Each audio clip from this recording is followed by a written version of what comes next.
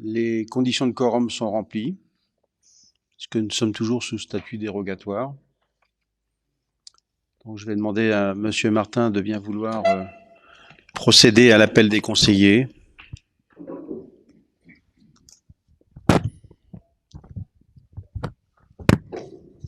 Monsieur Claude Jaouen. Présent.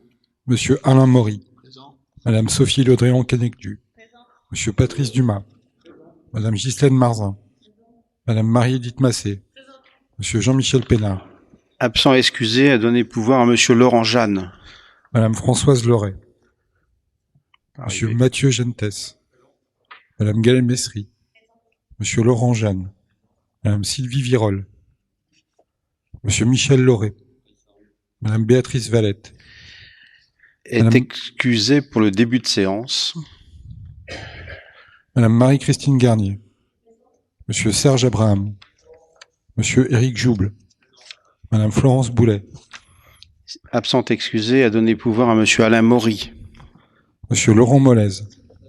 Madame Sophie Gaillard.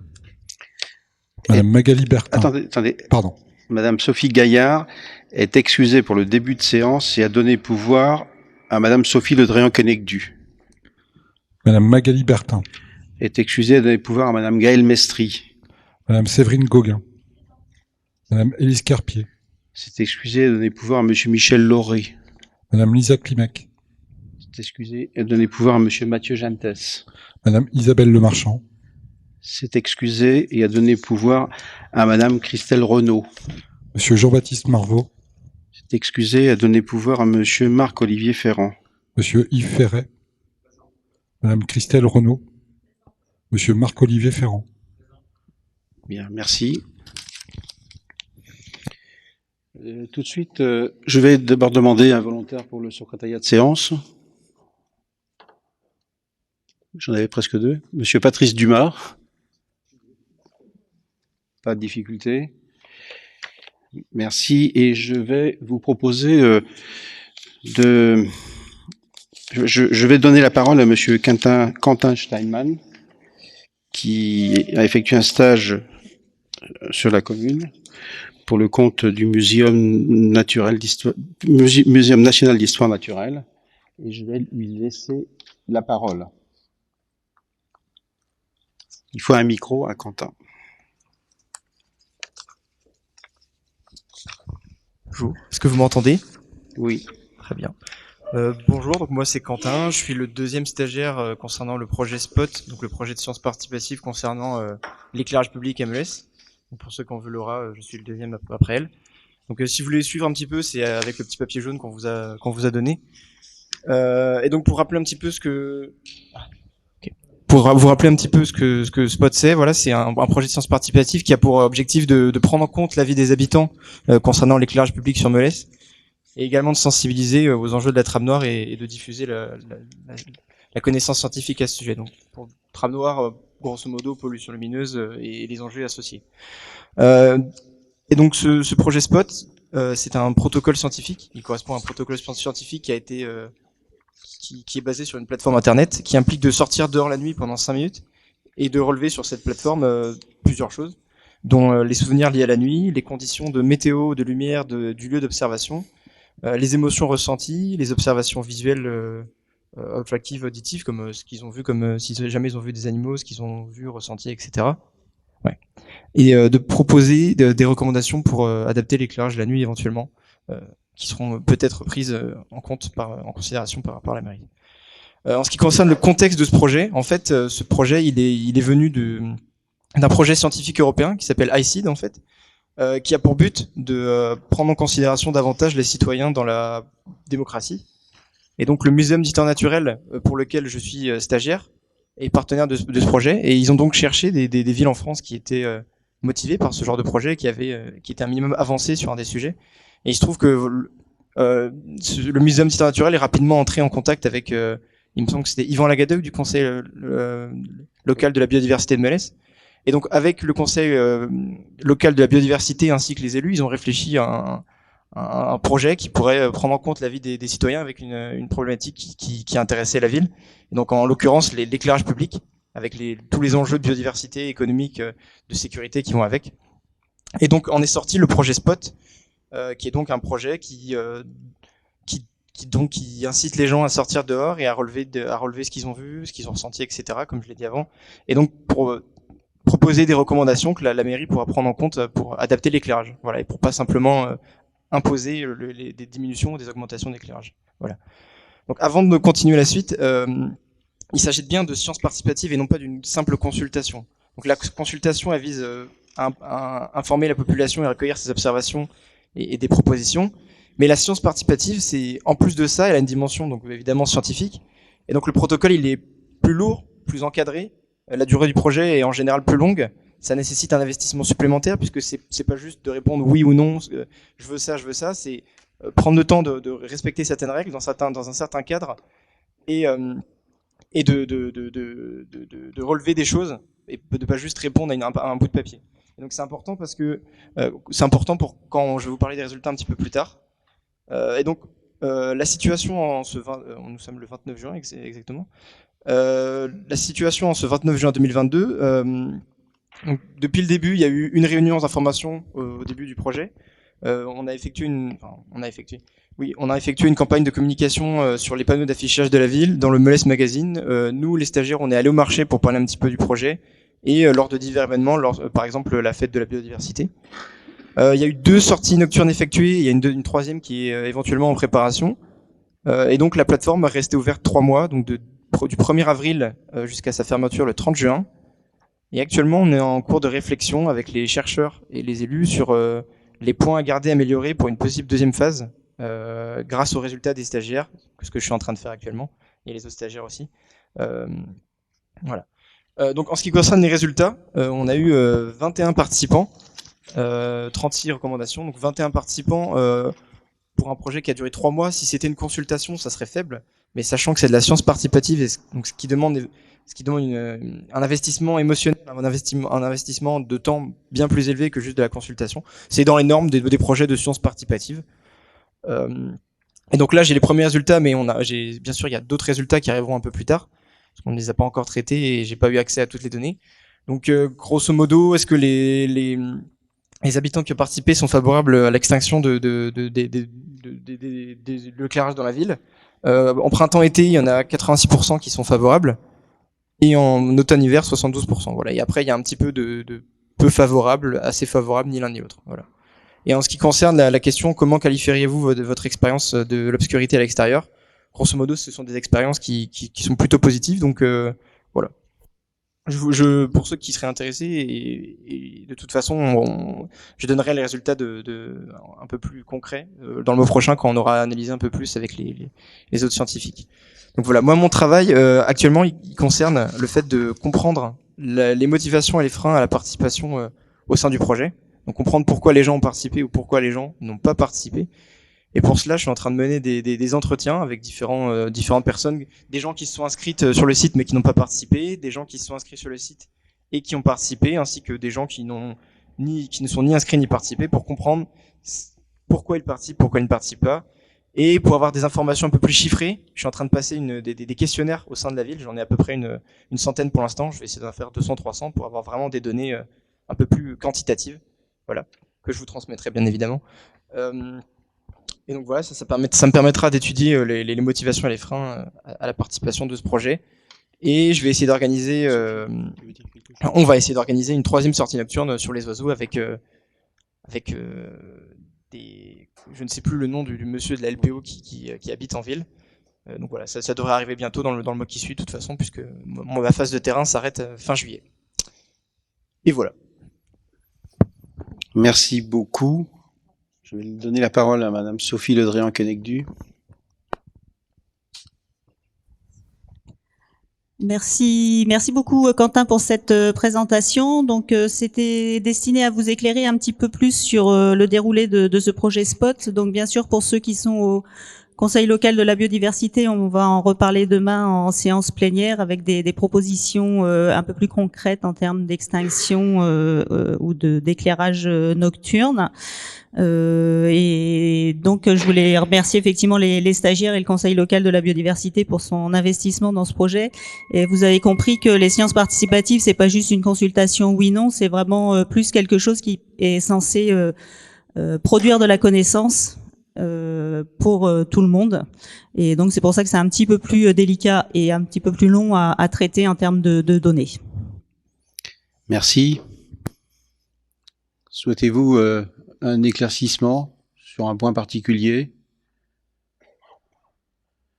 Très bien. Donc à nouveau, je remercie Quentin du travail effectué, ainsi que votre collègue stagiaire qui était venu également, et de la conduite de ce projet, et puis du travail d'analyse de questionnement que vous menez actuellement et d'analyse que vous menez sur cette approche par science participative qui est en effet, vous l'avez dit, Sophie vient de le redire, autre chose qu'un simple sondage.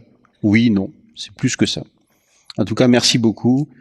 Et je pense que la commune en retirera des éléments de conclusion positifs en croisant les résultats qui vont également être analysés sur la deuxième commune qui, au plan national, c'est la commune de Libourne, en Gironde, qui a mené une expérience de même type, également avec l'accompagnement du Muséum national d'histoire naturelle. Merci beaucoup. Donc je demande également de noter l'arrivée de Madame Sylvie Virol, l'arrivée de Madame Françoise Leray, qui porte le pouvoir de Madame Béatrice Valette, dont j'ai dit tout à l'heure qu'elle s'était excusée pour le début de séance.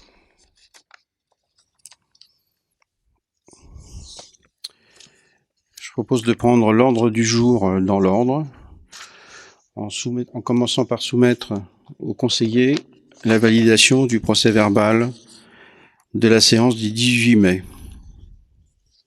Y a-t-il des remarques? Monsieur Ferrand.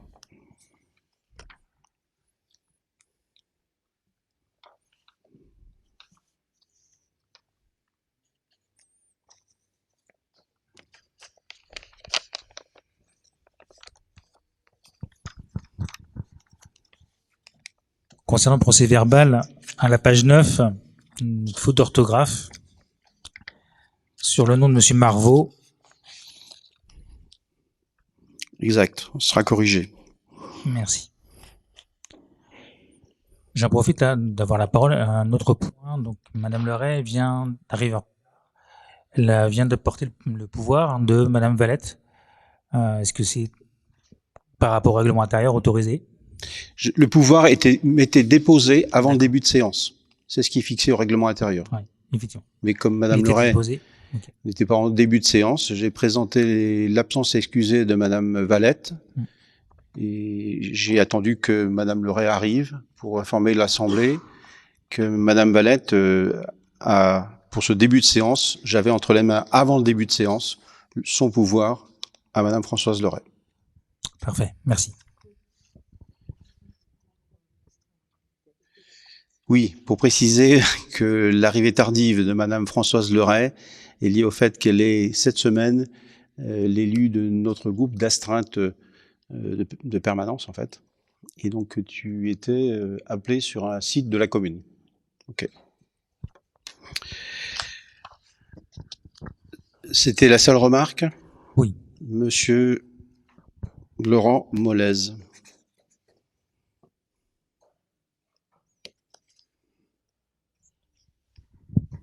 Merci.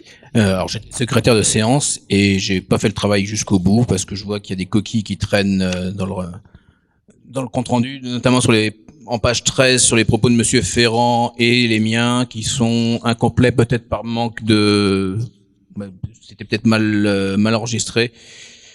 C'était au sujet du préau au niveau de l'école. La phrase de Monsieur Ferrand est coupée, tronquée et ma réponse aussi. Il faudrait qu'on complète. En page Je propose 13. qu'on amène en page 13 et 14. Ah oui, et 14. Oui, d'accord. Mais bon, j'ai pas forcément les propos là, mot à mot. Faudra peut-être, je me souviens de la discussion, mais c'est un Bien, complet. on réécoutera et on complétera. Je pourrais réécouter aussi, effectivement. Merci. Est-ce qu'il y a d'autres remarques? Il n'y en a pas. Donc, avec la prise en compte de ces deux remarques, je considère que nous validons le procès-verbal de la séance du 18 mai. Merci. Le premier point de l'ordre du jour porte sur la présentation et l'approbation du compte-rendu annuel à la collectivité concernant la ZAC du Feuil. Pour cela, nous accueillons Monsieur Garot, à qui on va confier un micro. Monsieur Garot de CMCIC Aménagement Foncier. Ouais, du Crédit Mutuel Aménagement Foncier, donc le directeur de l'agence Bretagne. Merci de m'accueillir. Donc effectivement, je viens vous présenter le CRAC de l'année 2021 pour la ZAC du Feuil. Donc c'est le rappel des événements majeurs effectivement qui ont pu se dérouler sur l'année passée. Il va y avoir trois thèmes principaux. D'abord la notion du foncier. Ensuite, je vais évoquer le planning avec vous. Et enfin, j'évoquerai également la partie bilan de l'opération. Sur la partie foncière, donc l'année 2021 a été marquée par la négociation en vue de l'achat des terrains de la tranche 1 et une partie des terrains de la tranche 2. Aujourd'hui, l'ensemble des terrains de la tranche 1 sont négociés à l'exception d'une parcelle où on arrive en négociation finale avec les propriétaires.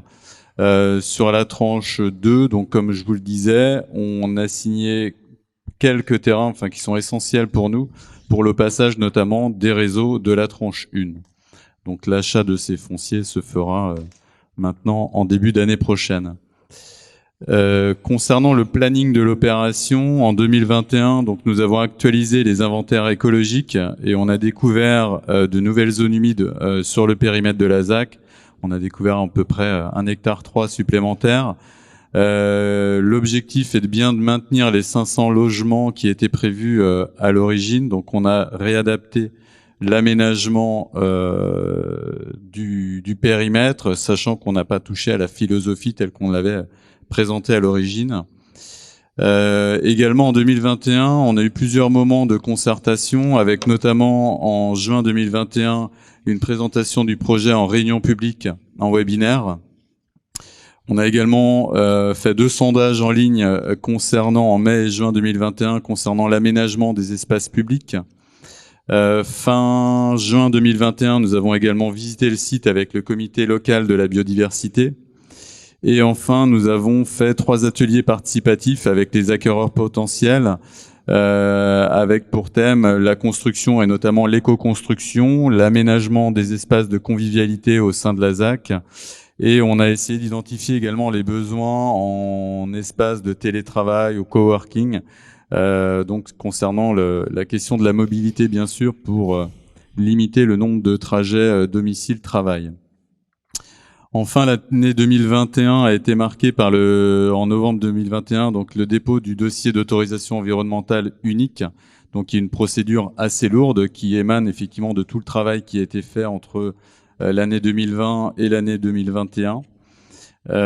Pour anticiper un petit peu les choses et pour vous donner quelques informations sur l'année en cours, en 2022, on a eu une demande de complément de la part des services de l'État, donc c'était en février.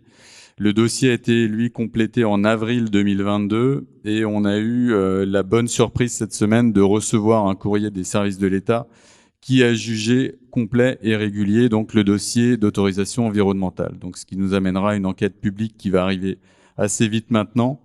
Et l'idée, c'est qu'on arrive à une approbation par le conseil municipal du dossier de réalisation, peut-être fin d'année ou tout début d'année prochaine. Enfin, sur la partie bilan, aujourd'hui, bien évidemment, nous n'avons que des dépenses sur ce projet. L'ensemble des dépenses 2020-2021, on arrive à 430 000 euros. répartis en trois postes principaux. L'achat du foncier communal qui avait été fait déjà en année 2020 à hauteur de 104 000 €. Des honoraires d'études qui sont importants effectivement liés au fait de l'étude dont je vous parlais tout à l'heure à hauteur de 275 000 € et des frais de gestion à hauteur de 37 000 €. Donc sur 2020, les dépenses 165 000 € et sur l'année passée 2021, 265 000 €. Voilà dans les grandes lignes ce que je pouvais vous dire sur le CRAC 2021. Y a-t-il des questions?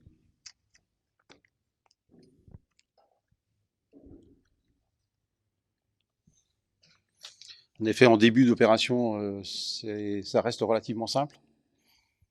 En début d'opération, je dis, ça reste relativement simple. Et long pour tout le monde, mais oui, c'est simple, oui, c'est vrai.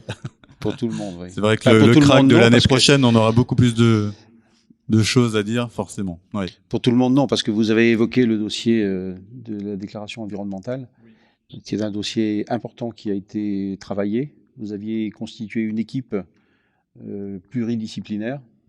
Exactement. Donc effectivement, on a travaillé avec 2 bureaux d'études, avec Derven et Yaosen, et qui ont elles aussi été accompagnées par d'autres bureaux d'études spécialisés sur différents sujets. Ouais. Bien. Et le résultat est là, vous l'avez évoqué. Exactement. Donc oui, on attendait la réponse pour début juillet, et là le courrier du 24 juin nous rassure et nous dit qu'on peut voir l'avenir de façon beaucoup plus sereine du coup. Le dossier se poursuit normalement, c'est ça que ça Exactement, avec une enquête publique à venir d'ici quelques semaines. Très bien. Je repose la question. Y a-t-il des demandes de précision? Bien, s'il n'y en a pas, je vais soumettre au vote du conseil municipal l'approbation de ce compte-rendu annuel d'activité 2021 pour la ZAC du Feuil, présenté par Crédit Mutuel Aménagement Foncier. Qui ne souhaite pas prendre part à ce vote? Qui est contre? Qui s'abstient? Je vous remercie. Approbation à l'unanimité. Voilà l'approbation de votre travail, du compte-rendu de votre travail 2021. Merci beaucoup.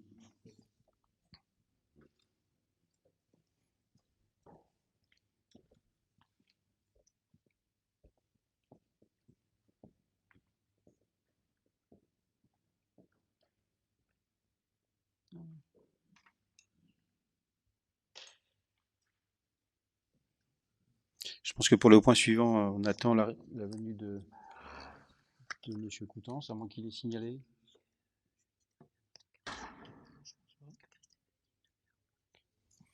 Bien. Le représentant de la société CECIB doit arriver au plus tard pour 20h45, donc je propose que...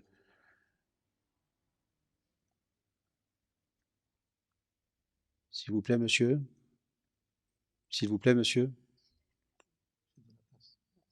Vous n'avez pas à interrompre. Merci. Donc, je propose que dès que monsieur Coutances arrive, on passe à la présentation par CECIB du CRAC concernant l'opération Agora. Je propose de prendre la suite de l'ordre du jour.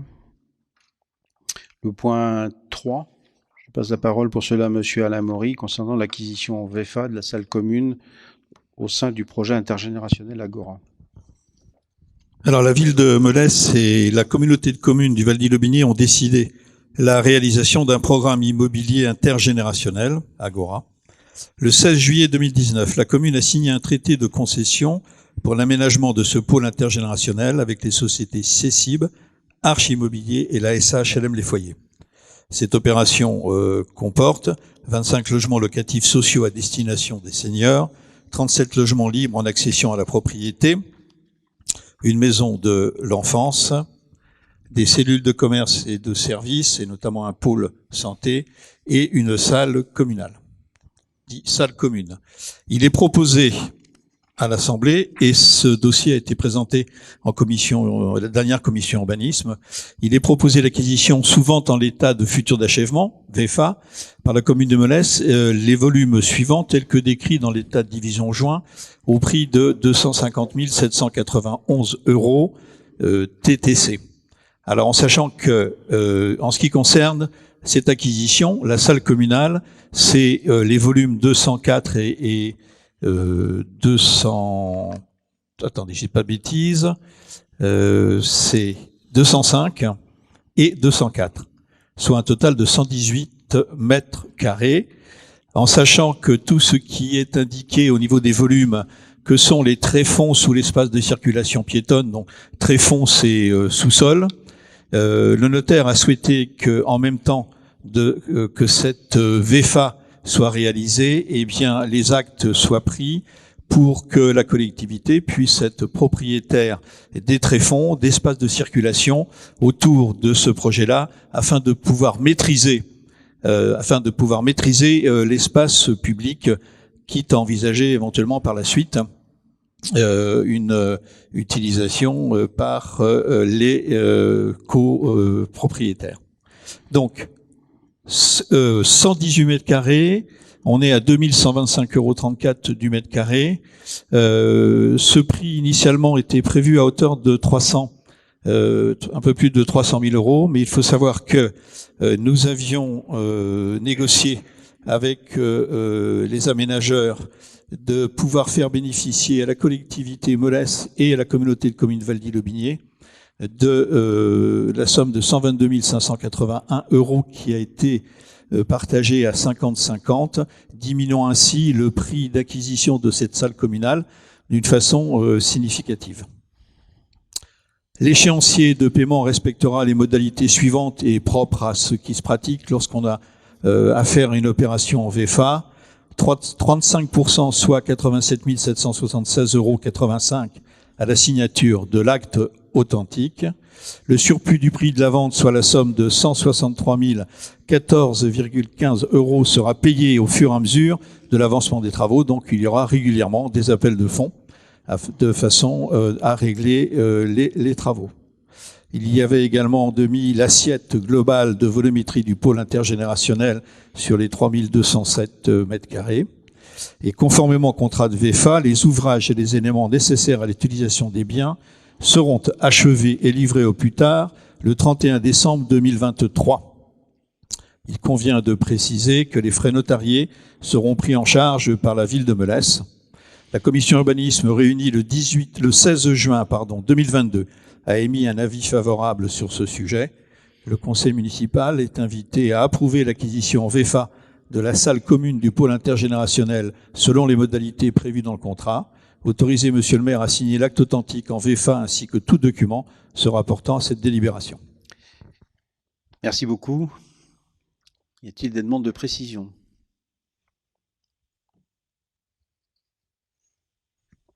Très bien. Je vais donc soumettre à la validation du conseil municipal l'approbation de l'acquisition en VEFA de la salle commune du pôle intergénérationnel selon les modalités prévues dans le contrat dont monsieur Maury vient de faire une synthèse à la fois sur le prix, les surfaces et le calendrier de paiement, et de m'autoriser à signer l'acte authentique en VEFA ainsi que tout document se rapportant à cette délibération. Qui ne souhaite pas participer à cette délibération? Qui est contre ce projet? Qui s'abstient? Je vous remercie. Je vous propose de poursuivre par le point 4, protocole transactionnel concernant l'opération du Champ Courtin. Monsieur Maury.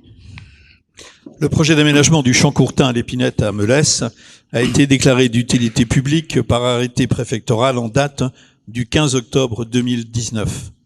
Par arrêté en date du 14 juin 2021, la parcelle A348 d'une superficie de 7865 mètres carrés a été déclarée cessible. Par ordonnance de transfert de propriété en date du 12 juillet 2021, le juge de l'expropriation du tribunal judiciaire de Rennes a déclaré exproprié pour cause d'utilité publique au profit de la commune de Melesse la dite parcelle. Il faut savoir que nous sommes allés dans cette démarche-là puisqu'il y avait une indivision, 4 co-indivisaires propriétaires de cette parcelle. 3 avaient donné leur accord et un des co-indivisaires n'était pas d'accord avec les conditions proposées. Donc c'est un dossier effectivement qui a fait beaucoup d'allers-retours et de négociations. Toutefois, il s'avère qu'une partie du bassin d'orage et une réserve incendie ont été réalisées par la commune de Melesse sur cette parcelle A348 avant l'ordonnance d'expropriation, donc avant que la collectivité soit officiellement propriétaire. Conformément aux dispositions des articles 2044 et suivants du Code civil et L 421-3 du Code des relations entre le public et l'administration, les parties se sont finalement rapprochées afin de régler amiablement leur litige concernant ces faits d'emprise irrégulière commis sur la parcelle A348. Les parties conviennent, par ce présent protocole, de formaliser cet accord et de définir leurs engagements respectifs sur les bases ci-après détaillées. Versement par la commune de Melesse de la somme de 5 675 € au consort Geffroy au titre de la réparation de l'ensemble des préjudices subis à raison de l'emprise irrégulière commise sur la parcelle A348. En contrepartie, les consorts Geffroy consentent à renoncer définitivement à toute réclamation ainsi qu'à toute action contentieuse ultérieure devant quelque juridiction que ce soit trouvant leur origine dans les faits d'emprise irrégulière sur la parcelle A348. Le protocole transactionnel est joint à la présente note de synthèse et sera annexé à la délibération. La commission urbanisme réunie le 16 juin a émis un avis favorable sur cette question. Donc le conseil municipal sera invité à approuver le protocole transactionnel avec les consorts Geffroy dans le cadre de l'opération d'aménagement du Champ Courtin et autoriser monsieur le maire à signer tous les documents relatifs à ce dossier. Merci. Y a-t-il des demandes de précision? Monsieur Ferré. Oui.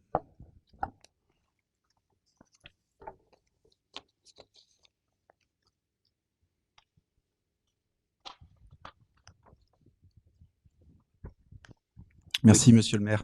Donc, j'ai bien noté que c'était une erreur des services au niveau de l'implantation de ce bassin. Erreur qui n'empêche pas votre responsabilité de contrôle dans ce dossier. J'espère que à l'avenir, avec la nomination d'un conseiller délégué au suivi des travaux, ce genre d'erreur ne se renouvellera pas. Merci. C'est entendu. Nous aussi, on souhaite. Y a-t-il d'autres remarques? Je peux donc mettre à la validation du conseil municipal, en invitant le conseil à approuver ce protocole transactionnel avec les consorts Geffroy dans le cadre de l'opération d'aménagement du Champ Courtin et à m'autoriser à signer tout document relatif à ce dossier. Qui ne souhaite pas prendre part au vote? Qui est contre? Qui s'abstient? En vous remerciant. Le point 5, monsieur Maury. Alors, Champ Courtin, traité d'adhésion à l'ordonnance d'expropriation, puisque nous étions dans une démarche d'expropriation, c'est ainsi que l'on appelle une acquisition par la ville de Melesse. Donc, c'est un traité d'adhésion à l'ordonnance d'expropriation. Le projet d'aménagement du Champ Courtin, l'Épinette à Melesse, a été déclaré d'utilité publique par arrêté préfectoral en date du 15 octobre 2019. Par arrêté en date du 14 juin 2021, la parcelle A348 d'une superficie de 7 865 m² a été déclarée cessible. Par ordonnance de transfert de propriété, en date du 12 juillet 2021, le juge de l'expropriation du tribunal judiciaire de Rennes a déclaré exproprié pour cause d'utilité publique au profit de la commune de Melesse la dite parcelle. Le traité d'adhésion consiste à approuver les termes de l'ordonnance d'expropriation et à fixer le montant des indemnités entre la commune de Melesse et les consorts Geffroy. Dans leur avis du 1er octobre 2021, les services des domaines ont estimé la valeur vénale à 5 € du mètre carré, soit un total de 39 325 €. Pour mémoire, 5 € du mètre carré, c'est le prix pour lequel ont été négociés l'ensemble des parcelles qui concernent cette opération au Champ Courtin, l'Épinette. Les frais portant sur le traité d'adhésion de la parcelle A348 seront à la charge de la ville de Melesse. La commission urbanisme réunie le 16 juin a émis un avis favorable sur cette question et le conseil municipal est invité à approuver l'adoption du traité d'adhésion à l'ordonnance d'expropriation au profit des consorts Geffroy relatif à la parcelle A348 d'une superficie de 7 865 m² au prix de 39 325 € et autoriser Monsieur le maire à signer tout document relatif à ce dossier. Merci beaucoup. Y a-t-il des demandes de précision? Je soumets donc au vote du Conseil. En invitant le Conseil à approuver donc l'adoption du traité d'adhésion à l'ordonnance d'expropriation au profit des consorts Geffroy relative à la parcelle A348 de 7 865 mètres carrés au prix de 39 325 € et de m'autoriser à signer tout document relatif à ce dossier. Qui ne souhaite pas prendre part au vote? Qui est contre? Qui s'abstient? Je vous remercie. Je vous propose maintenant de revenir au point 2 de l'ordre du jour.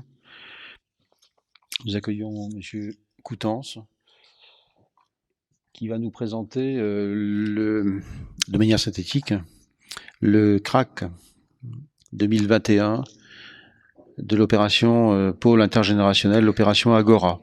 C'est à vous, monsieur. Merci, monsieur le maire. Mesdames, messieurs les élus, bonsoir. Donc, je m'appelle Éric Coutances, je suis directeur des programmes à la CECIB. Et donc, je représente la SCCV La Bauge, qui est donc maître d'ouvrage de cette opération. Donc, je vais vous relater l'évolution du projet depuis notre présentation de l'année dernière.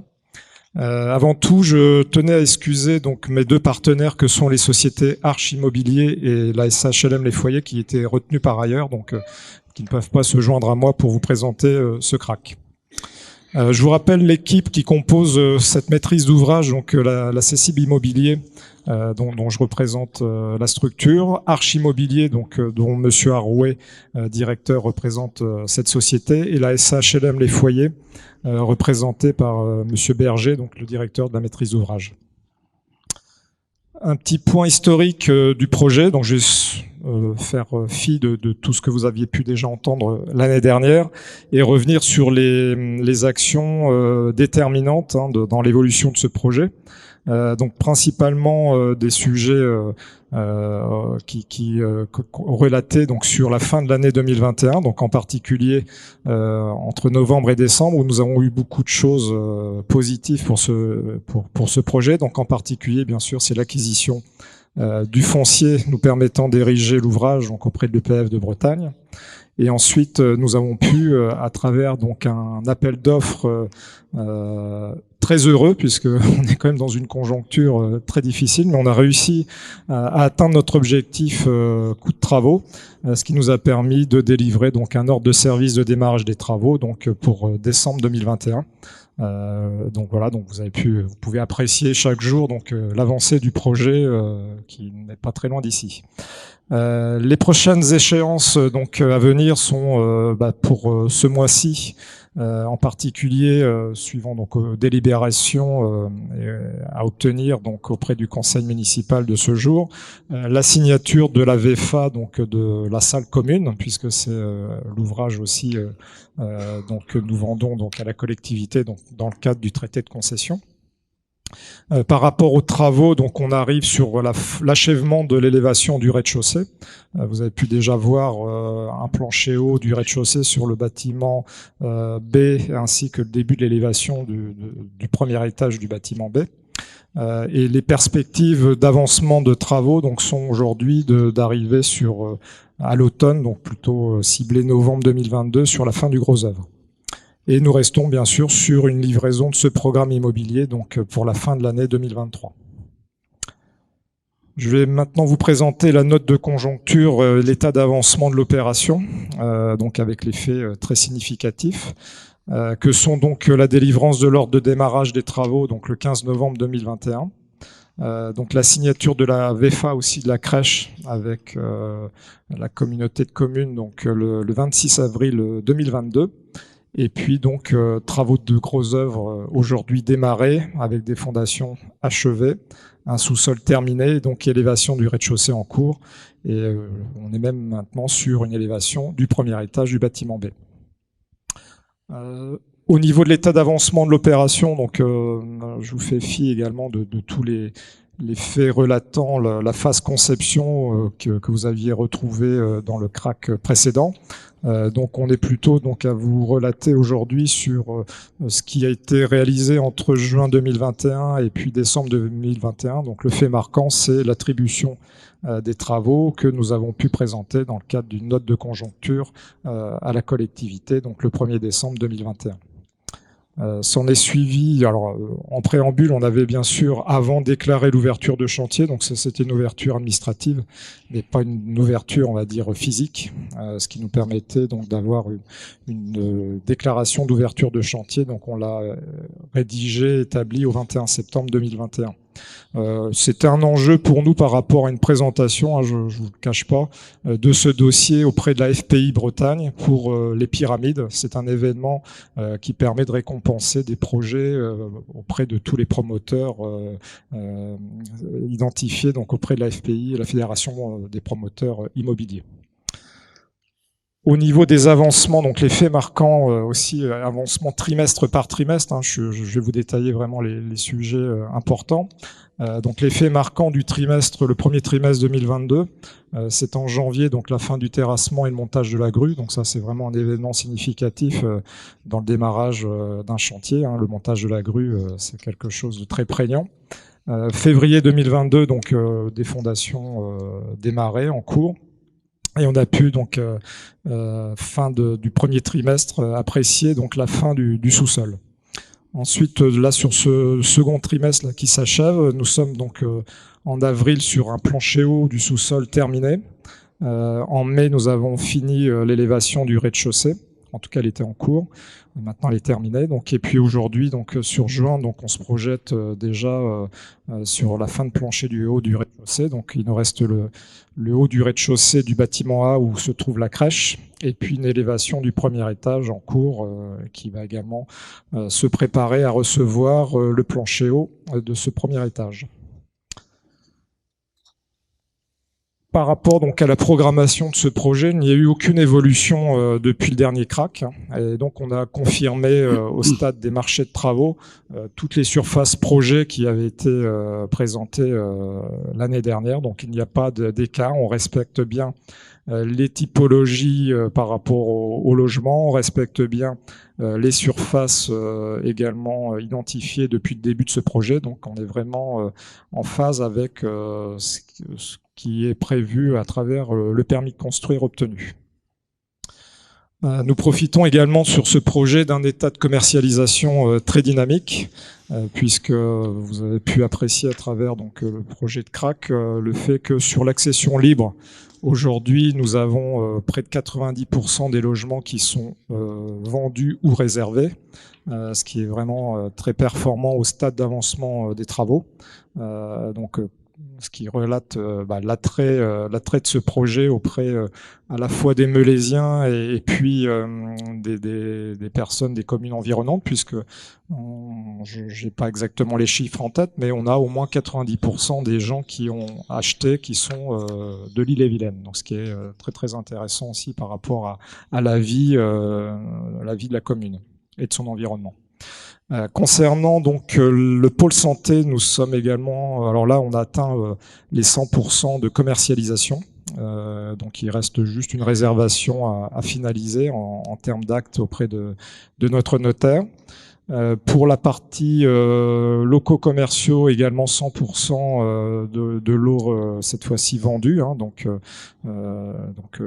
également beaucoup d'attrait pour cette centralité. La crèche, donc comme je vous l'évoquais, donc est maintenant achetée par la communauté de communes. Et puis nous sommes donc là sur le point de contractualiser avec vous l'achat donc de la salle de convivialité. Sur la partie maintenant financière, donc par rapport au CRAC de l'année dernière, donc nous avons quelques écarts donc qui n'ont pas varié, donc en particulier sur la charge foncière, puisqu'elle était déjà déterminée par rapport au retour que nous avions eu de l'EPF donc en juin de l'année dernière.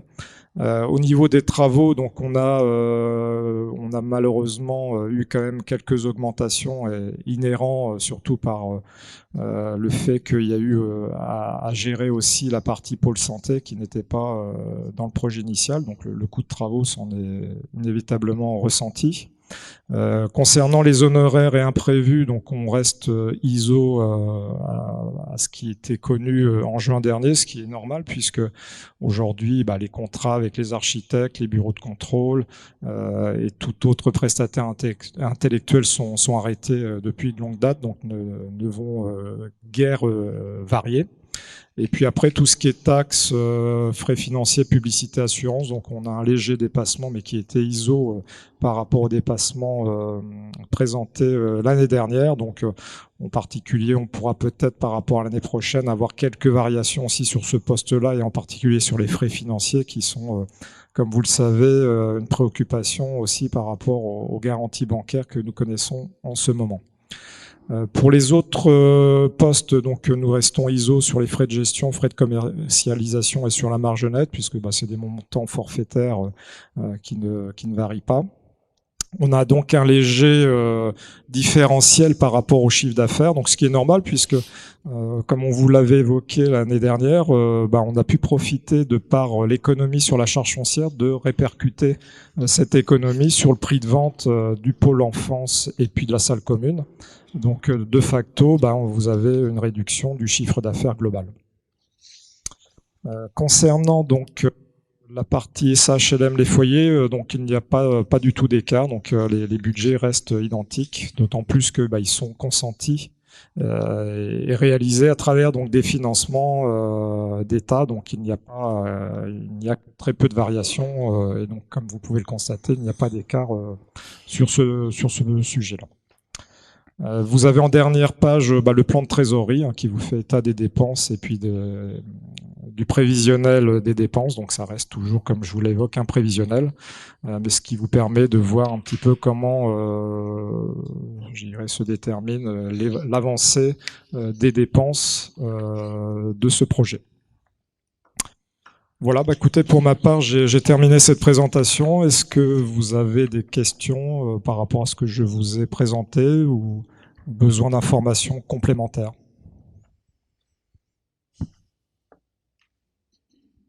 Monsieur Molez.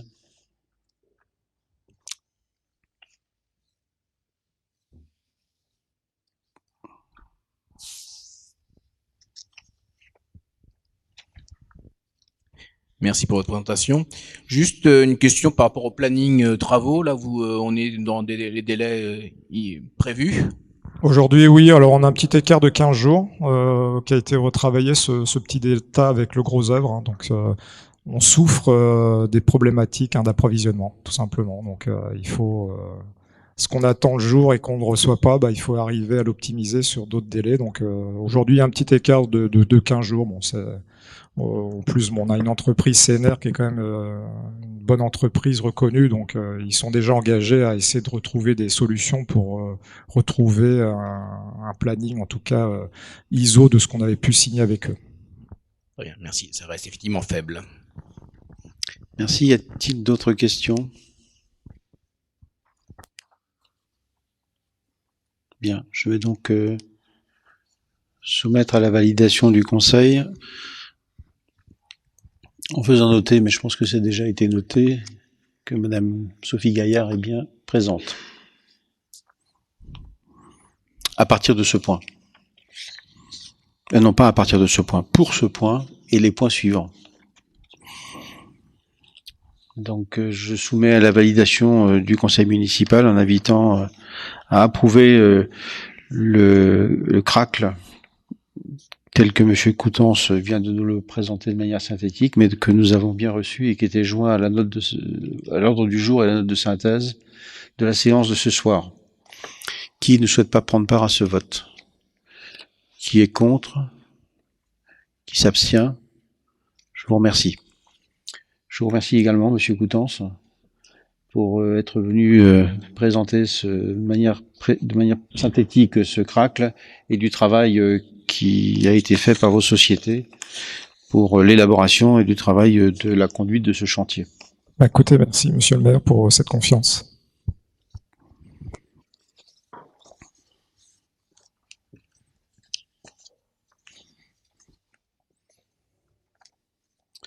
Je propose de reprendre l'ordre du jour au point où nous étions arrêtés, qui est le point 6.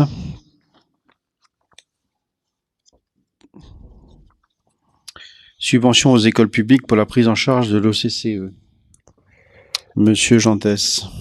Chaque année, la ville de Melesse prend en charge les frais de cotisation et d'assurance à la caisse des écoles, OCCE, pour les écoles publiques. Pour l'année 2022, les montants sont les suivants. 483,40 € pour l'école maternelle publique et 768,31 € pour l'école élémentaire publique. Le conseil municipal sera invité à allouer à l'école maternelle publique une subvention d'un montant de 483,40 € pour l'adhésion à l'OCCE ainsi que les frais d'assurance associés. Allouer à l'école élémentaire publique une subvention d'un montant de 768,31 € pour l'adhésion à l'OCCE ainsi que les frais d'assurance associés. Autoriser Monsieur le maire à signer tout document relatif à la gestion de ce dossier. Merci beaucoup. Y a-t-il des demandes de précision? Je soumets donc au vote du conseil municipal sur la base de ce que Monsieur Jantès vient de nous présenter. Qui ne souhaite pas prendre part au vote? Qui est contre? Qui s'abstient? Je vous remercie. Le point 7, classe transplantée au GEC, attribution d'une subvention spécifique. Monsieur Jantès. La directrice de l'école Saint-François a informé la collectivité qu'une classe transplantée s'est déroulée du 29 janvier au 4 février 2022 et a sollicité une participation financière de la ville de Melesse. L'école a transmis un projet comportant un descriptif pédagogique et un bilan financier. Suivant les principes de participation financière fixés par délibération lors du conseil municipal du 23 novembre 2016, il est proposé d'attribuer une subvention complémentaire à la subvention sortie éducative d'un montant de 29 € par enfant scolarisé en classe de CM2 participant à cette classe transplantée. Le montant global de cette subvention complémentaire est de 1 479 €. Le conseil municipal sera invité à attribuer à l'école Saint-François une subvention complémentaire à la subvention sortie éducative d'un montant de 1 479 €. Merci. Y a-t-il des demandes de précision? Je soumets donc au vote du conseil municipal en vous invitant à valider l'attribution à l'école Saint-François au GEC, cette subvention complémentaire pour classe transplantée de 1 479 €. Qui ne souhaite pas prendre part au vote? Qui est opposé? Qui s'abstient? Vous remercions. Le point 8, TLPE, tarif 2023, Monsieur Dumas. Donc, le point 8 est relatif à la revalorisation de la TLPE, taxe locale sur la publicité extérieure, donc qui s'applique sur le territoire depuis 2010, et donc tous les supports publicitaires, enseignes, etc. sont soumis à la taxe locale, et donc chaque année on peut la revaloriser à hauteur de l'inflation hors tabac, et c'est ce qu'on propose de faire. Donc l'augmentation est proposée à hauteur de 2,8%, c'est la valeur donnée par l'INSEE sur la revalorisation possible. Et donc on restera comme précédemment exonéré pour les enseignes inférieures à 7 mètres carrés, exonérer également pour celles qui sont inférieures à 12 mètres carrés. On a une réfaction pour les enseignes inférieures à 20 mètres carrés mais supérieures à 12, et on a un tarif de référence qui sera fixé à 16,70 € par mètre carré. Et donc vous aviez un tableau qui déclinait en fonction de la typologie des enseignes, des dispositifs publicitaires, préenseignes, etc., les tarifs. Et donc le tarif de base c'est 16,70 €, il est supérieur pour les 50 mètres carrés, etc., etc. Et il y a des tarifs également pour tout ce qui est dispositifs publicitaires qui ne sont pas des enseignes, c'est-à-dire en dehors de la zone commerciale. Et donc on propose d'indexer automatiquement tous les tarifs proportionnellement à l'indice des prix. Et on propose de donner à Monsieur le maire tous les pouvoirs, le pouvoir de prendre toutes les mesures nécessaires au recouvrement de la taxe et de la notifier aux services préfectoraux. Merci. Y a-t-il des demandes de précision? Monsieur Ferrand.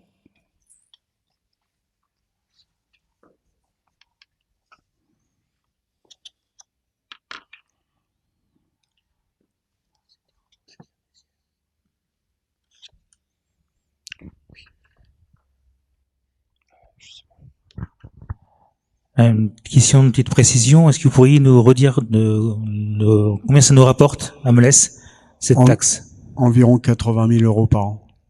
D'accord. Merci. Environ 80 000 euros par an de recettes. D'autres demandes de précision? Bien, donc je soumets au vote du conseil municipal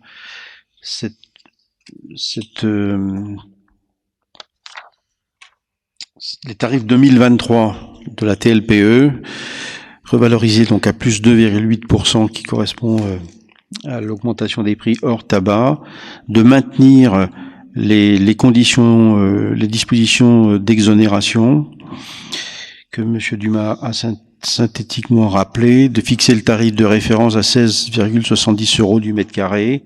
Les tarifs ensuite sont dans le tableau. Et donc je soumets au vote du conseil municipal. Qui ne souhaite pas prendre part au vote? Qui est contre cette augmentation? Qui s'abstient? En vous remerciant.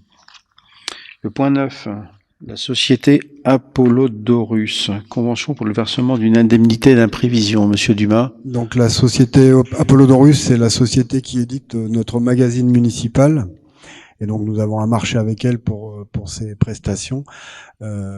Compte tenu des très fortes augmentations des matières premières et pour le cas de la société Apollodorus du papier qui a pris 46% en 3 mois au début 2022, la société n'est pas en mesure de réaliser au prix convenu la réalisation de notre magazine municipal. Donc la théorie de l'imprévision qui est codifiée à l'article du Code de la commande publique indique que lorsqu'il y a des choses qu'on ne peut pas prévoir et qui mettent en difficulté l'application d'un marché, il faut qu'on puisse négocier pour trouver un accord, et c'est ce qui a été fait. Et donc c'est pour ça que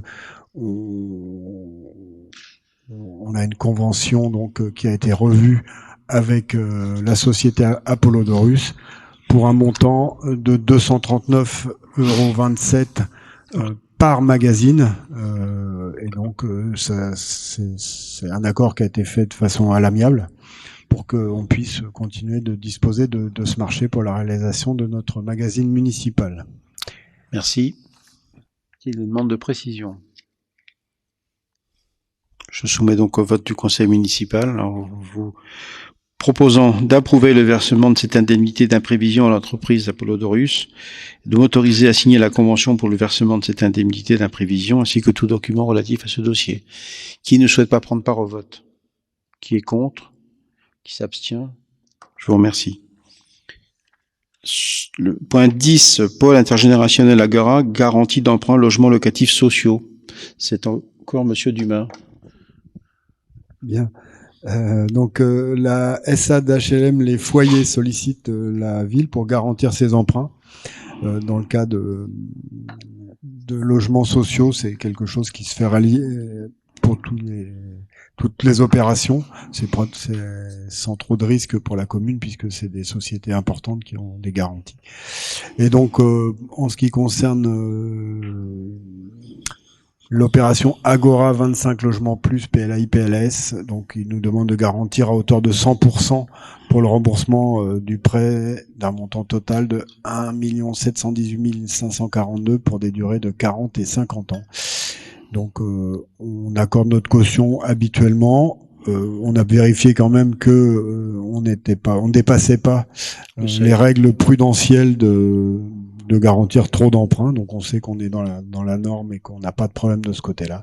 Et donc on propose au conseil municipal d'octroyer cette garantie d'emprunt à la personne morale de droit public, la SA HLM Les Foyers. Voilà. Merci. Demande de précision, Monsieur Ferrand.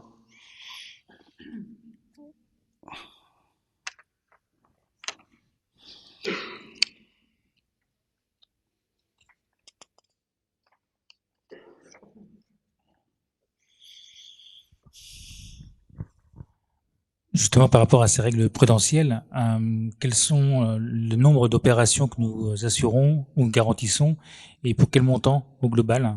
Est-ce que c'est possible d'avoir ces informations? Je vous transmettrai la liste, je l'ai pas sous les yeux, je croyais l'avoir, mais je l'ai oublié.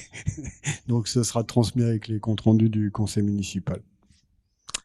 Merci. D'autres demandes de précision? Donc je soumets au vote du conseil municipal en invitant le conseil à accorder la garantie d'emprunt à hauteur de 100% sur le montant total de 1 718 542 € souscrit par l'emprunteur auprès de la Caisse des dépôts et consignations selon les caractéristiques financières et aux charges de conditions du contrat de prêt mentionné dans le texte. Le dit contrat a été joint en annexe, en effet. D'apporter la garantie aux conditions suivantes. La garantie de la collectivité est accordée pour la durée totale du prêt et jusqu'au complet remboursement de celui-ci et porte sur l'ensemble des sommes contractuellement dues par l'emprunteur dont il ne serait pas acquitté à la date d'exigibilité. Sur notification de l'impayé par lettre simple de la Caisse des dépôts et consignations, la collectivité s'engage dans les meilleurs délais à se substituer à l'emprunteur pour son paiement en renonçant au bénéfice de discussion et sans jamais opposer le défaut de ressources nécessaires à ce règlement. Et de s'engager pendant toute la durée du prêt à libérer en cas de besoin les ressources suffisantes pour couvrir les charges du prêt. Voilà les dispositions de la convention sur lesquelles j'invite le conseil municipal à accorder la garantie à la SA d'HLM Les Foyers pour la réalisation de logements sociaux, de 25 logements PLUS, PLI, PLS sur l'espace ou au sein de l'espace intergénérationnel Agora. Qui ne souhaite pas prendre part au vote? Qui est contre? Qui souhaite s'abstenir? En vous remerciant. Le point suivant, le point 11, concerne le personnel municipal. Je vais demander à Madame Mestri de bien vouloir présenter ce point. Merci, Monsieur le maire. Il est donc proposé au conseil municipal de ce soir d'apporter des modifications aux précédentes délibérations qui portent sur la mise en place du régime indemnitaire tenant compte des fonctions, des suggestions, de l'expertise et de l'engagement professionnel, appelé autrement RIFSEP, et d'étendre ce régime indemnitaire à l'ensemble des agents contractuels de droit public, ce à compter du 1er juillet prochain. Ce régime indemnitaire pouvant être étendu aux agents contractuels de droit public en CDD et en CDI, à condition que la délibération le prévoie expressément. Nous avions voté le 15 décembre dernier l'octroi de cette IFSE aux agents contractuels de droit public en contrat d'accroissement pour une durée minimum de 6 mois. Actuellement, nous faisons face à des difficultés de recrutement et nous avons depuis créé des postes en contrat de mission et en contrat de volontariat territorial en administration. Ces contrats n'étant pas à ce jour spécifiés dans la délibération du mois de décembre, il est proposé d'ouvrir à l'ensemble des contrats de droit public la possibilité d'attribution du RIFSEP.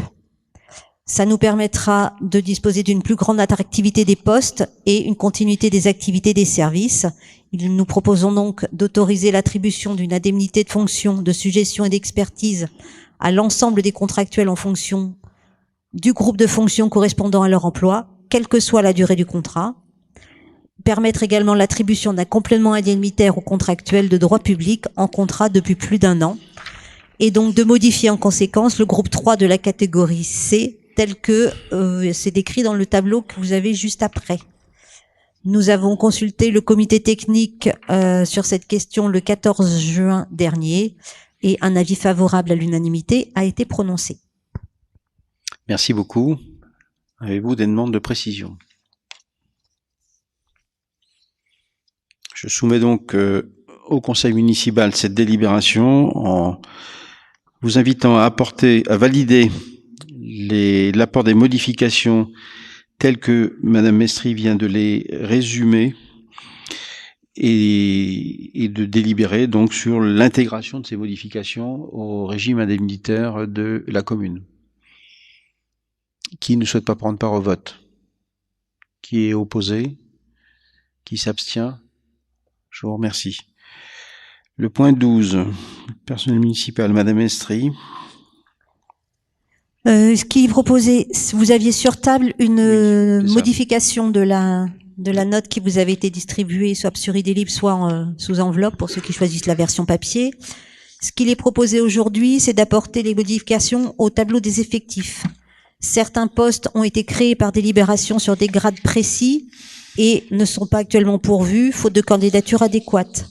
De manière à faciliter les recrutements, il est proposé d'ouvrir les postes suivants à l'ensemble des grades du cadre d'emploi dans le respect des lignes directrices de gestion définies le 30 mars dernier.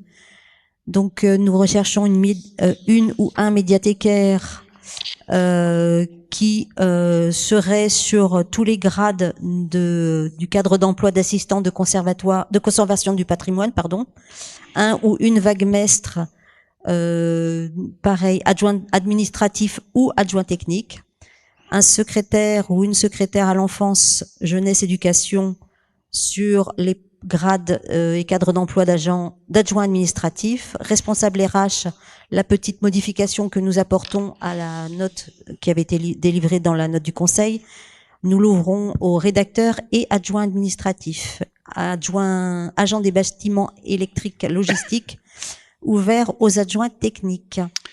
Pour ce qui est de la correction de dernière minute, il se trouve que nous sommes en pleine période de recrutement et que la personne que nous avons reçue avait le grade, était au grade, d'adjoint administratif. Donc pour permettre son recrutement, il vous est proposé de l'ouvrir également. Cette proposition a été soumise elle aussi au comité technique du 14 juin et a reçu là aussi un avis favorable unanime. Merci beaucoup. Demande de précision. Je soumets donc à la validation du Conseil ce que Madame Mestry vient de nous présenter, en vous invitant à adopter cette proposition, à modifier le tableau des emplois à compter du 1er juillet prochain.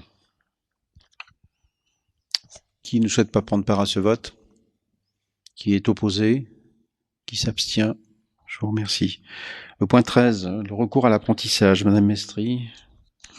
Le recours à l'apprentissage permet à des jeunes âgés de 16 à 25 ans, sans limite d'âge supérieur d'entrée en formation concernant les travailleurs handicapés, d'acquérir des connaissances théoriques dans une spécialité et de les mettre en application dans une entreprise ou une administration. Cette formation en alternance est sanctionnée par la délivrance d'un diplôme ou d'un titre. Depuis septembre 2018, nous accueillons des apprentis au sein de nos équipes. Ce dispositif présente un réel intérêt tant pour les jeunes accueillis que pour les services accueillants. À l'appui de l'avis favorable du comité technique consulté le 14 juin dernier, il est proposé de recourir à l'accueil de 3 nouvelles personnes en contrat d'apprentissage, et ce, à compter du 1er août prochain, au sein des services municipaux. Une première personne qui prépare un bac professionnel service aux personnes et au territoire pour une formation qui est d'une durée de 2 ans et qui sera accueillie au sein du pôle éducation enfance jeunesse. Une deuxième personne qui prépare un bac professionnel gestion et administration, formation en 2 ans et qui sera accueillie au pôle vie citoyenne et solidarité. Et en vue de la préparation d'un diplôme de niveau CAPA ou bac pro dans le domaine de l'aménagement des espaces verts, là aussi une formation en 2 ans, proposition de l'accueillir au pôle cadre de vie et environnement. Le pôle, ce service qui accueille déjà une apprentie en préparation d'un BTS aménagement paysager. Les crédits nécessaires au versement de la NBI pour les maîtres d'apprentissage seront inscrits au budget, étant précisé que désormais, le CNFPT contribue au coût d'apprentissage à hauteur de 100% dans le cadre de montants maximaux pour les contrats signés à partir du 1er janvier 2022, sans rétroactivité sur les contrats signés antérieurement à cette date. Je tiens à saluer ici la volonté des services d'accueillir des jeunes en qualification. Vous connaissez les difficultés que rencontrent actuellement les jeunes du département pour trouver des stages, des lieux d'apprentissage. Je salue là l'investissement des agents qui seront tuteurs de ces jeunes en formation et permettra ainsi une formation pour des jeunes et la découverte de la fonction publique territoriale, là aussi qui est en souffrance et qui est de peine à recruter. En effet, merci beaucoup. Avez-vous des demandes de précision? Je soumets donc au Conseil municipal la validation de ce que Madame Mestry vient de présenter, de décider de recourir à 3 nouveaux contrats d'apprentissage à compter du 1er août prochain pour une durée de 2 ans, à engager à inscrire les crédits nécessaires au budget, bien entendu, et à m'autoriser à signer tout document relatif à ce dispositif, et notamment les contrats d'apprentissage et les conventions. Qui ne souhaite pas prendre part à ce vote? Qui est opposé? Qui s'abstient? En vous remerciant. Le point 14, modification du régime des astreintes. Madame Estrie. Petit rappel de l'historique, en octobre 2016, nous avions instauré un régime d'astreinte technique les week-ends et jours fériés. Puis, en septembre 2018, ouvert ce régime d'astreinte technique en semaine, lorsque la présence des agents techniques s'avérait nécessaire. En complément, en décembre 2022, nous avons proposé d'élargir les missions et la possibilité de recourir aux astreintes les nuits et les jours fériés dans les conditions suivantes. Donc, les missions qui pourraient être confiées à ces agents en astreinte de nuit et jours fériés sont donc les suivantes: la prévention des accidents imminents ou les réparations des accidents intervenus dans les infrastructures et les équipements, aux équipements publics et au matériel, la surveillance des infrastructures, les interventions en cas de disjonction et panne d'électricité, en aucun cas, on le précise, pour remplacement d'appareils électriques défaillants. Concernant la plomberie, la mise en sécurité suite à fuite d'eau, dans la limite des compétences de l'agent. Le chauffage, là aussi, dans la limite de compétences des agents, répondre à une panne de chauffage. Et la mise en sécurité des biens suite à vandalisme ou à sinistre. Les modalités d'organisation de ces astreintes de week-end et de nuit vous sont donc rappelées juste après. Cette organisation sera soumise à un planning trimestriel mis en œuvre par le responsable du centre technique municipal, qui intégrera un roulement des agents mobilisés. On entend week-end du vendredi 16h30 au lundi matin 8h. Une astreinte d'exploitation peut aussi être mise en place à la demande des élus les nuits et les jours fériés de 17h30 à 8h le lendemain à compter du 1er juillet 2022. Les élus de permanence seront chargés de faire appel à l'agent d'astreinte qui disposera d'un véhicule de service et d'un téléphone portable. Le montant des indemnisations prévues vous sont donc stipulés après. Le week-end, donc entendu du vendredi soir au lundi matin, un forfait de 116,20 €. Concernant les dimanches ou les jours fériés, 46,55 €. La nuit entre le lundi et le samedi, pour une durée d'astreinte inférieure à 10 heures, 8,60 €. La nuit entre le lundi et samedi, pour une durée d'astreinte supérieure à 10 heures, 10,75 €. Le samedi ou une journée de récupération, 37,40 €. Nous rappelons que ces montants seront majorés de 50% si l'agent était prévenu moins de 15 jours avant la date effective de réalisation de l'astreinte. J'avais spécifié que c'était soumis à planning largement anticipé, mais si pour une raison d'absence d'un agent prévu sur astreinte, un autre venait à le remplacer et était prévenu moins de 15 jours avant, cette majoration serait donc appliquée. Le comité technique réuni toujours le 14 juin a émis un avis favorable sur cette proposition. Merci beaucoup. Y a-t-il des demandes de précision? Je mets donc au vote du conseil municipal en invitant le conseil à autoriser l'instauration du régime des astreintes complétées dans la collectivité selon les modalités que vous avez trouvé à la synthèse et Madame Mestri vient de rappeler, et de valider le principe qu'il appartiendra à l'autorité territoriale de les mettre en place dans le respect des dispositions législatives réglementaires de la présente délibération et de la présente délibération. Qui ne souhaite pas participer à ce vote? Qui est opposé à ceci? Qui s'abstient? En vous remerciant. Le point 15. Personnel municipal, création d'un poste de contrat de projet. Madame Mestri. Le 30 mars dernier, nous avions prévu la création d'un poste de conducteur des opérations de bâtiment en contrat de projet à temps complet pour une durée de 3 ans. Et dans cette délibération, il était prévu que nous précisions les missions qui pourraient être confiées à cette personne lors d'une délibération suivante. Donc, ce qui est proposé aujourd'hui, c'est de créer un emploi donc non permanent dans la catégorie A de la filière technique, afin d'assurer la conduite des opérations des projets suivants. l'équipement multifonction dont la réception est prévue fin 2022, l'extension de l'école publique, réception début 2024, la rénovation d'une piste d'athlétisme, la construction d'une halle sportive, la construction d'une salle de restauration scolaire et d'une cuisine centrale, la réhabilitation d'une salle culturelle et le nouveau groupe scolaire. Le contrat prendra fin lors de la réalisation de ces opérations prévues sur une durée de 3 ans, soit du 4 juillet 2022 au 3 juillet 2025 inclus. À défaut, le contrat prendra fin après un délai d'1 an minimum si l'opération ne peut pas être réalisée. Le contrat sera renouvelable par reconduction express, lorsque le projet ou l'opération prévue ne sera pas achevé au terme de la durée initialement déterminée. La durée totale des contrats ne pourra excéder 6 ans. L'agent recruté assurera les fonctions de conducteur d'opération à temps complet pour une durée de 35 heures hebdomadaires. L'emploi sera classé dans la catégorie A de la filière technique au grade d'ingénieur. L'agent devra justifier d'un diplôme de niveau Bac+5 ou d'une expérience professionnelle de conducteur d'opération dans le secteur du bâtiment.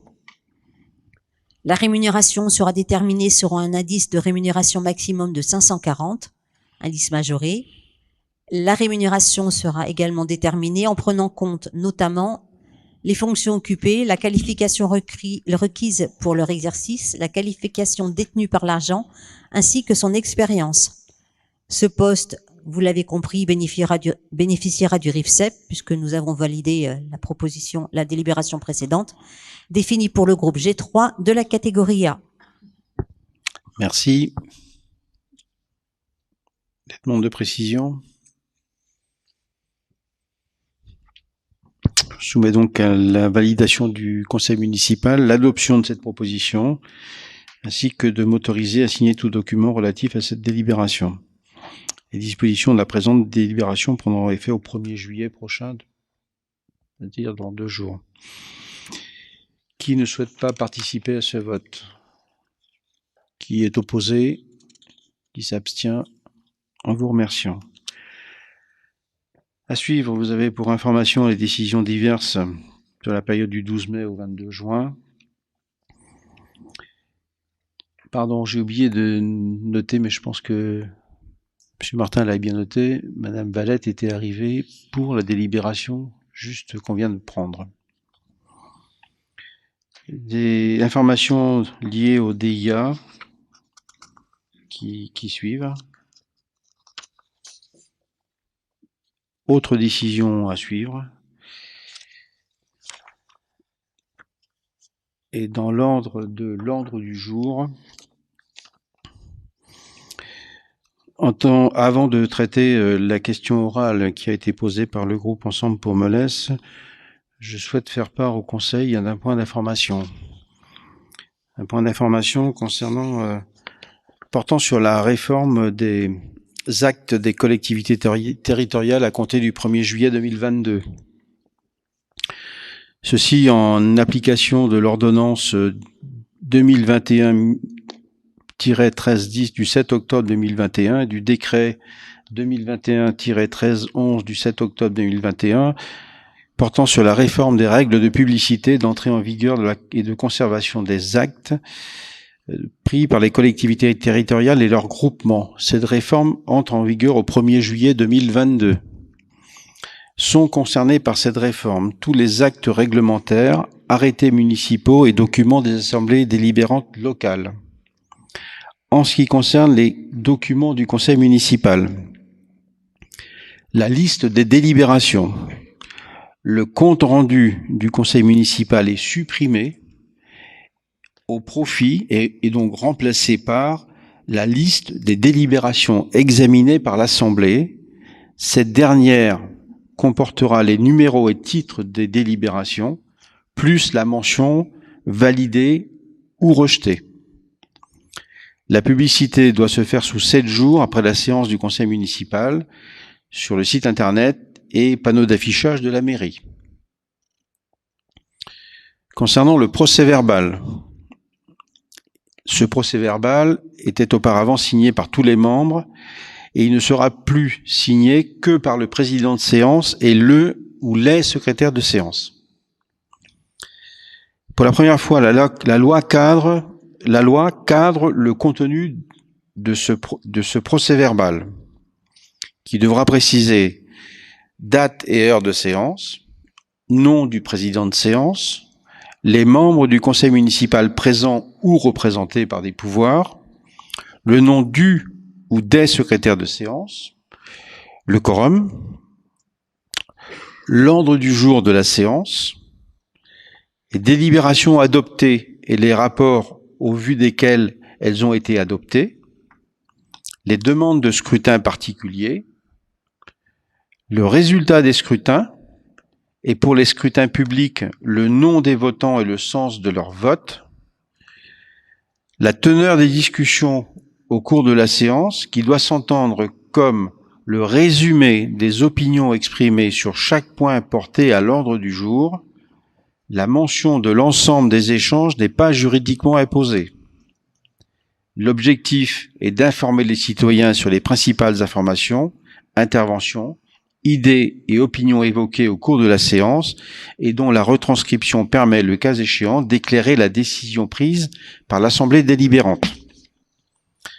La publicité concernant le procès-verbal de séance sur le site internet de la commune, plus une version papier en consultation dans le hall de la mairie. Le délai, dans la semaine qui suit la séance au cours de laquelle le PV est arrêté par l'Assemblée délibérante. Concernant les délibérations, la forme est inchangée. La publicité sur le site internet de la commune, plus une version papier en consultation dans le hall de la mairie. À noter aussi que le recueil des actes administratifs est supprimé. C'est le recueil qui réunissait l'ensemble des arrêtés et des délibérations. Donc ça, c'est supprimé. Les PV seront reliés en fin d'année dans le registre des délibérations. Les arrêtés pris en cours d'année seront reliés en fin d'année dans le registre des actes communaux. Voici les modifications donc apportées par cette ordonnance du 7 octobre 2021 et du décret du même jour, du 7 octobre 2021, qui rentre en vigueur au 1er juillet 2022.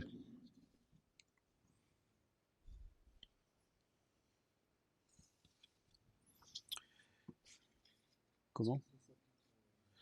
Eh bien, compte tenu des délais de publicité qui sont fixés dans les semaines qui suivent, l'application entre en vigueur au 1er juillet.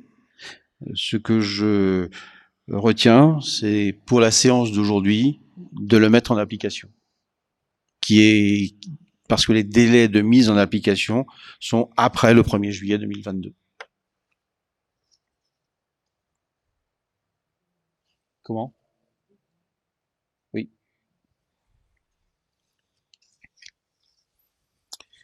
Bien, le groupe Ensemble pour Melesse m'avait fait parvenir une question que vous souhaitez poser à l'oral. Je vais vous laisser l'exprimer si vous voulez bien.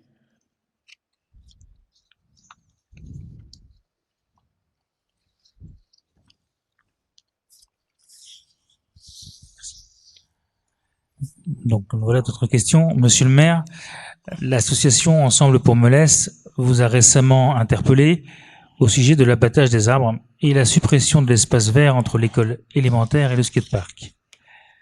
L'association Nature en Ville vous a également interpellé et est venue vous rencontrer le samedi 11 juin dernier. Vous aviez promis lors de cette entrevue une réponse écrite. Cette promesse est restée sans suite à ce jour. La Ligue de protection des oiseaux, LPO, s'est, selon nos informations, déplacée également sur site.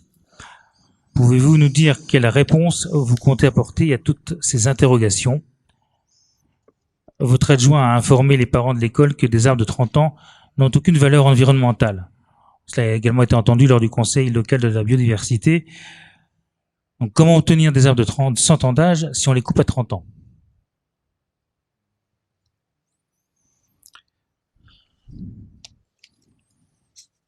À cette question, la réponse est la suivante.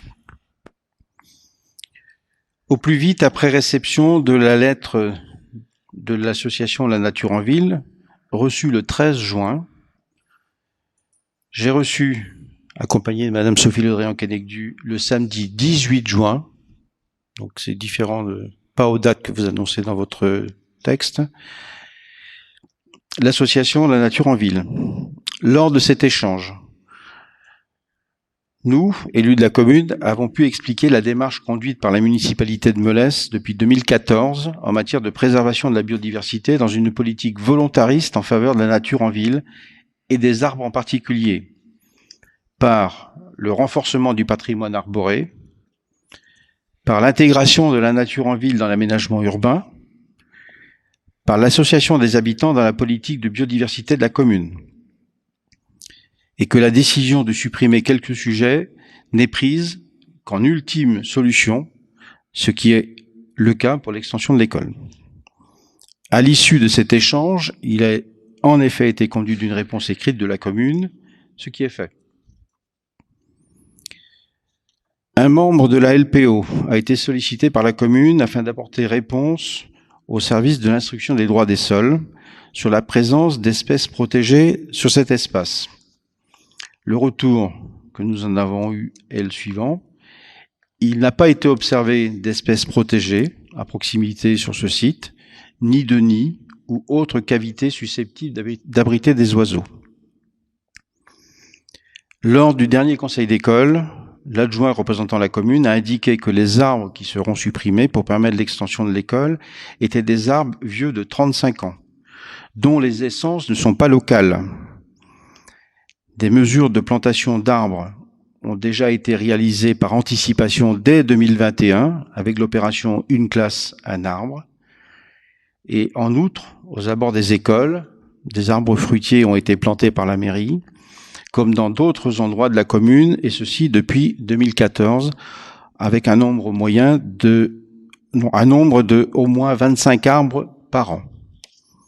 Voilà les éléments de réponse que je pouvais apporter à votre question. Comme c'est la règle, il n'y a pas de débat suite à un échange sur une réponse suite à question orale. Donc nous arrivons au terme de la séance de ce soir. Je vous remercie. Je vous souhaite une bonne fin de soirée. Je vous souhaite également un bel été, parce que nous nous retrouvons après l'été, en conseil municipal au mois de septembre, en vous remerciant à nouveau. Bonne soirée.